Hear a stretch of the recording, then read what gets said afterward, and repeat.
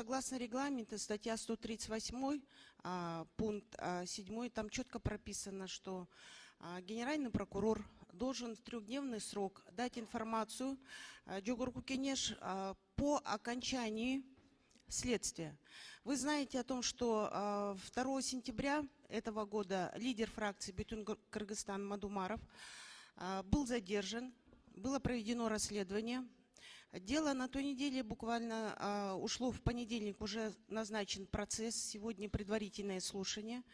Вот. И в течение 3 дней генеральный прокурор должен нам, парламенту, дать полную информацию об окончании данного дела. Кроме того, возникает очень много вопросов. Вы знаете, что в средствах массовой информации проходят данные о том, что очень много задержано, более почти 20 человек, членов партии Бютин Кыргызстан. Вчера была информация о том, что задержана женщина 75 лет за высказывание и как бы в защиту лидера Бютин Кыргызстан. Также член партии, женщина, мать-одиночка, мать 3 детей, тоже была вчера задержана за высказывание и якобы за дискредитацию президента и зампредседателя Кабинета министров. Поэтому хотелось бы полную информацию получить от генерального прокурора всех дел, касаемых именно по данным фактам, и, естественно, результаты окончания следствия.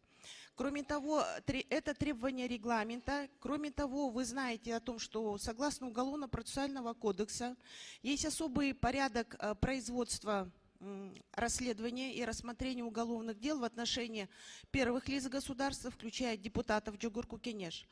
И согласно статьи 498 Уголовно-процессуального кодекса, кодекс, вы знаете, что он выше закона, там тоже требование о том, что генеральный прокурор лично должен предъявлять обвинения депутату Джогурку Кенеш и дать полную информацию об окончании расследования данного дела.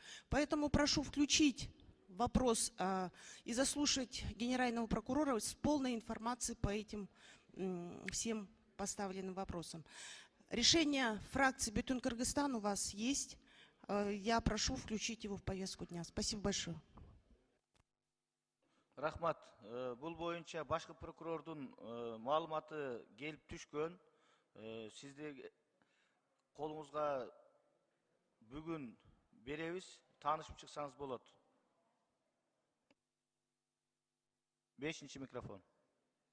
Нурлан Тургумбекович, дело в том, что здесь не только должно меня лично ознакомливать, да, а нужно ознакомливать полностью парламент Джогурку Кенеш. Поэтому этот вопрос подлежит рассмотрению на сессии. Также он аналогично рассматривается, как и дача согласия. Спасибо большое.